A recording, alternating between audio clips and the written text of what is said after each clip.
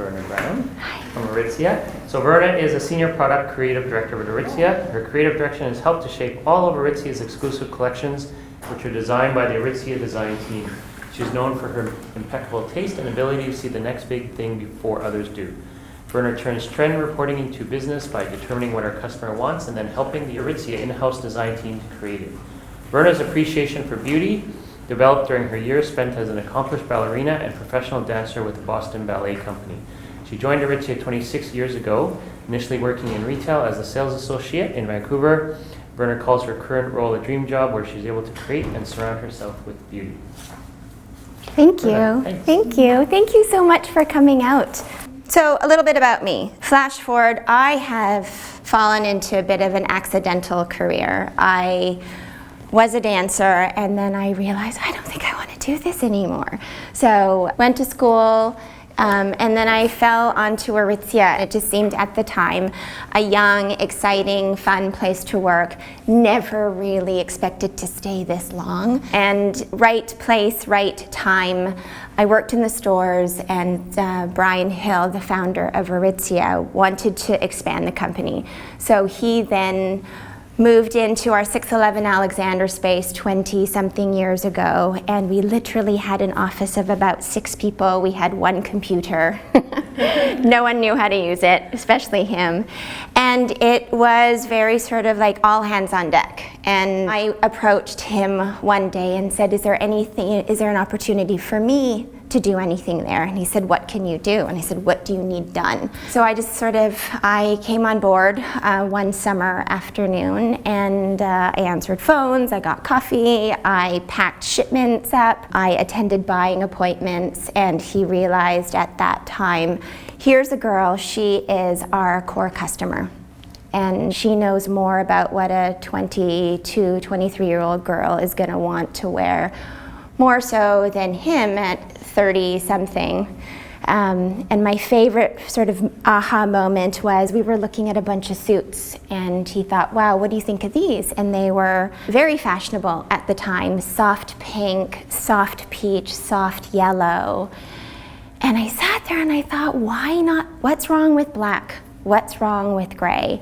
And he placed that order, the sales went through the roof, and he thought, okay, this kid's got to stick around. So right here, this is who are we? We are a Vancouver-based company. We've been around for about 30 years. We used to buy product from other people, and over the years we have evolved to producing and designing our own products with our own brands. So it became a new job. Sort of every 3 years there was a new business to tackle. We now have 74 boutiques across North America. We penetrated the United States about 4 or 5 years ago. And we have about 11 brands and over 2,500 employees. So it's an exciting, exciting place to work. How does this is not an Aritzia event, this is about you and what sort of knowledge I have working at Aritzia. This is sort of my vision of what it means to be a brand. My personal experience, we see a lot of people come through the door and they all come with a foundation. Everyone has a certain level of education, a certain level of experience, but what is going to make you different from the next person and what is going to sort of secure that job or make you stand out? I sort of break it down into 2 parts, your verbal and your nonverbal. The minute you walk in, the way you carry yourself, the way you say hello, it starts the second you walk into that room. Are you confident? I need someone who's confident because at the end of the day, what are you going to do for this company? You're going to make them some money. Really, at the end of the day, you're going to make them some money. So I need to be confident that you are going to do that. The verbal component there starts from hello. How are you? So many people can't get that simple thing across. They're low talkers. People are like this. It drives me nuts. Or the ones who are too loud. Find a balance. I know this sounds really like, oh yeah, I know that. It doesn't happen very often. And being personable. Don't be afraid to show a little bit of yourself. So many people come to the table and they're very sterile. I don't want to sit across to someone who's sterile.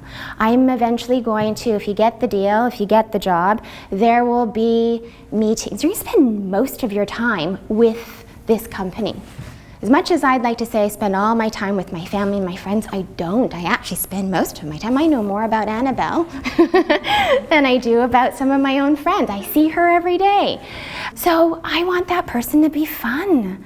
And if there's road trips or business meetings, you spend hours and hours and hours with these people. I want to know something about you. I don't need to know everything. And so there's a little bit of that. Also, there's, when you get the deal, you have lunches, you have, I know a lot of men do golf, so they golf together, and there's a lot of stuff and a lot of conversation, a lot of negotiating that goes on outside of the room. Just 2 nights ago, spent hours trying to negotiate a sunglass deal with one of our largest distributors in the country. And the showroom only afforded so much, the boring stuff, like what's this company all about? What have you got as far as an assortment goes? It was very dry. Really, at the end of the day, what I wanted terms, I wanted distribution, I wanted all this stuff, but I didn't feel that I was getting that in this meeting. So we then moved into dinner or drinks, or at one point there's another person who came to the table and said, let's go for a spin class. Okay. Let's go for a spin class. So where is this all going? It's about being personal, being able to carry on a conversation. So expanding your world outside of your job, outside of what you're learning in these 4 walls. So yes, you're going to come to the table you're going to learn all these skills, but it's all these other skills that I think that are going to really push you ahead of other people. So if you pick something, golf, spin, whatever, have something that you become passionate about, it also is sort of full circle. It's going to be good for you. If you all of a sudden are a runner, good for your health, something that you can talk about, be interesting. So circling back to this dinner, at the end of the day, she's laughing, he's laughing, everyone's loosened up, and then the real deals start happening. Everyone's interested in, you're like, oh, I know a little bit more about you. I'm going to give you this because I know a little bit more about you. Personal appearance, good hair, brush it, comb it, and this sounds really sort of, you roll your eyes, but it's incredible how many people come. And your hands, I'm not talking about a manicure. I have 3 kids, I'm really busy, I don't have time to get my nails done. But keep them clean, keep them short. Do not have anything on you that is distracting. You're not there to be a fashion maven. You're there ultimately for you and for what you know. So don't distract from that. But at the same time, be presentable. So clean, groomed hair, your makeup, less is more. Everyone thinks, oh, I'm going to Aritzia. It's not Friday night at a bar. Less is more. I always sort of strive to look like I don't have any, but I do. If you have more than sort of 3 things going on, you've probably got too much. I do my makeup from sort of my house to the office, 3 things and I'm done. And you can make a fashion statement. If you want a bright lip like you have, fantastic, but don't do the bright eyes and the bright cheeks. You just don't need it. Again, it's going to be distracting. You want people focused on you. So as much of a blank canvas as possible. So where are we now? We're on wardrobe. Starting with, everyone's like, oh, what does that mean? I need to dress like a professional, or I'm going for a job. You still need to be you. You need to be comfortable. You're going to probably be nervous enough as it is going in and trying to impress whoever. So go in and you want to be comfortable. You just want to be a better version of you. If you can't represent yourself aesthetically, how are you going to represent the company? You can't. So here again, this is about focusing, having the person interview focus on you. If your neckline is down here and your skirt is up here, or your pants are too tight, that's distracting. Budgeting. I always say, okay, if you have a few good pieces, you're good to go. So I say tailored items, so it's usually like a pant, a skirt. These are things that and they need to fit properly. They need to hang on you. They can't be too tight. They can't be too loose. And these are things that are going to follow you, and you can use them season after season after season. These pants, I did pay a bit of a pretty penny on these pants, but I also paid a pretty penny on them 4 years ago.